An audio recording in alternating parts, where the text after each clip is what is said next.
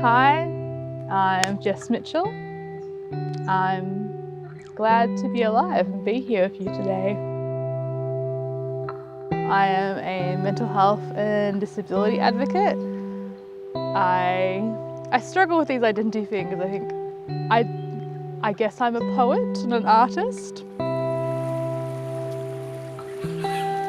In 2018, I had been unemployed for 18 months.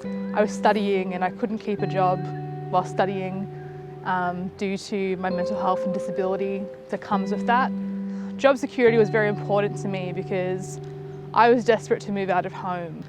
My house, I'll call it, where I grew up, was where I was sexually abused. My house was where I was neglected by my parents. My house was where I experienced constant manipulation, invalidation and emotional torment, and every moment I spent there was too long.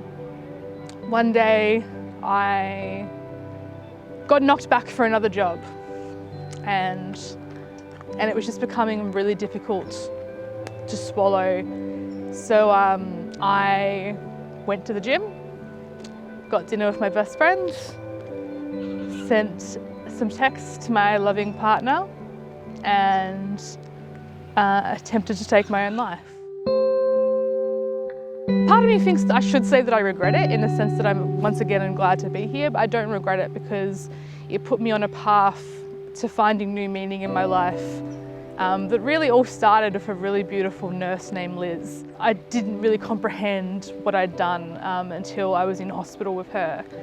And I was panicking and I was very distressed, and she just kind of very calmly turned to me and said, "Missy Moo, you can't change the past, but I'm going to keep you alive so you can change your future."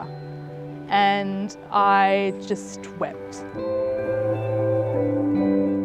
Here's a poem I wrote the other day. It says, "Here a new start, masks building up, my body is my own again."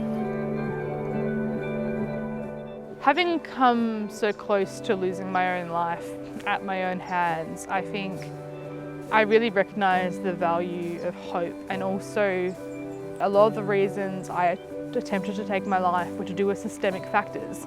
They were to do with patriarchy, they were to do with housing, they were to do with employment.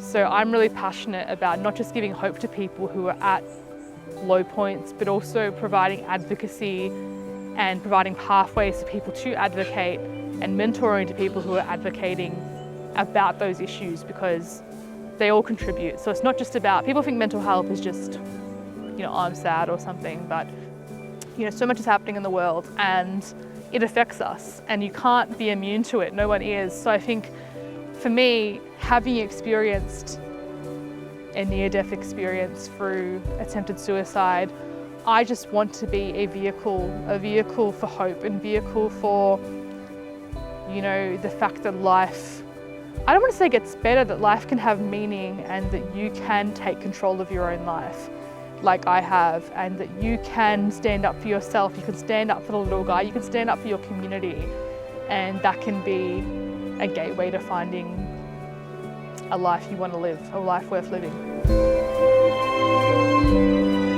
Winning the National Protective Services Health and Wellbeing Award was really a surreal experience because I think it recognised my hard work, which obviously I've been in this industry in the mental health and disability sector for about 5 years, both doing volunteering and also doing paid work. And I think it acknowledged my future.